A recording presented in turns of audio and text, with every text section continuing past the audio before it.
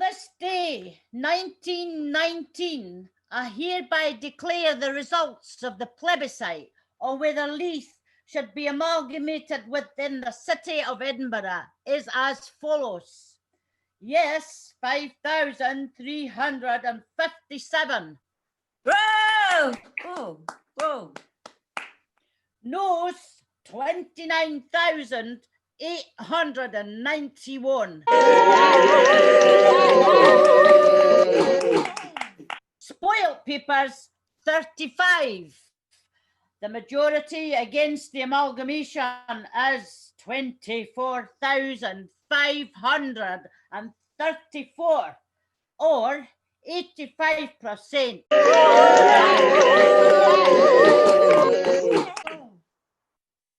We submit the result of a plebiscite and the inconclusive evidence of a feeling of the inhabitants of Leith and the proposed absorption of a borough in another area should not be entertained in any way, shape, or form. Hi, I'm Aggie Sloan. I've lived in Leith my whole life, and I love it. Hi, my name's John. I am a son of Leith, going back generations. I have just returned from the Eastern Front, back to where I belong, the news desk. My true passion is journalism. I like investigating what I'm going to write about. Also hearing the stories and opinions of each side, you know? Now, thankfully, Aggie has been keeping my seat nice and warm for my return. She really is a sweetheart. I'm nobody's sweetheart. I'm disgusted that Edinburgh's not respected the result of the vote. The people of Leith deserve their say. They need someone to help them do this. Imagine my surprise as I return from the war to find a fight for independence right on my doorstep. The people of Leith want their independence. That was clear from the plebiscite result. They voted overwhelmingly against being amalgamated with Edinburgh, but so far, their voice has been ignored.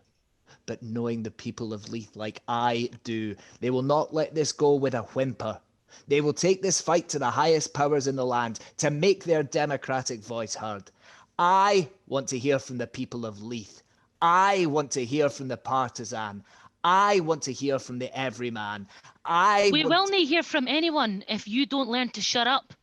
We will investigate, and I, for one, will be listening. You join me here on my back green, on the border between Leith and Edinburgh, where I want to ask the people one question. How do you feel about the results of the plebiscite being ignored? Are you jesting? That was my line. God said, love thy neighbour, but he would never have said that if he had to live next to those bankers and fornicators from Edinburgh. We told Emma no way, but Emma said we would get free FA.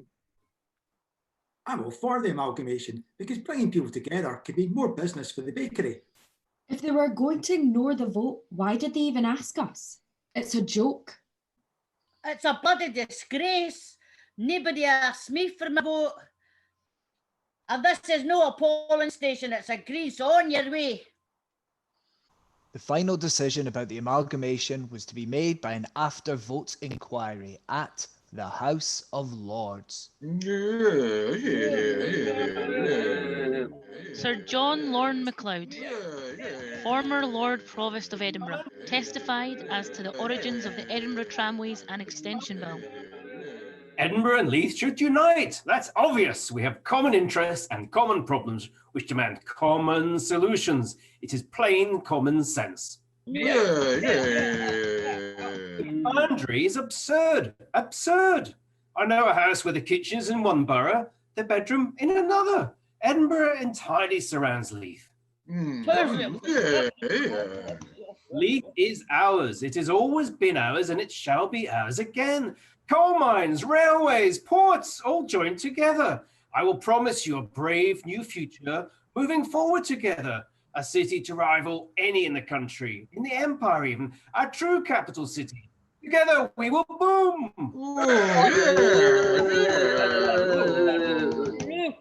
But we had one of our own, John Irving Hall, engine fitter with Ramage and Ferguson, to put the case for Leith. We should have our own town council composed of our own, that is, Leith men. If you ken the men, you feel you're safe, and if you dinna, you dinna. You ken?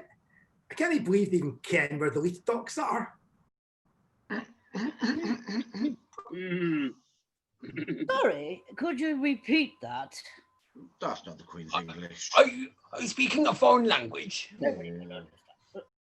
And that was that. On the 5th of November 1920, the borough of Leith merged with Edinburgh. This is the age of self-determination. 100 new nations are being born in the ashes of old empires. The Czechs and the Croats are rising from Austria-Hungary. The Bulgars, the Syrians, the Arabs are throwing off the Turkish yoke. And here at home, we, defenders of plucky little Belgium's liberty, we say, "Och, you'll have had your democracy,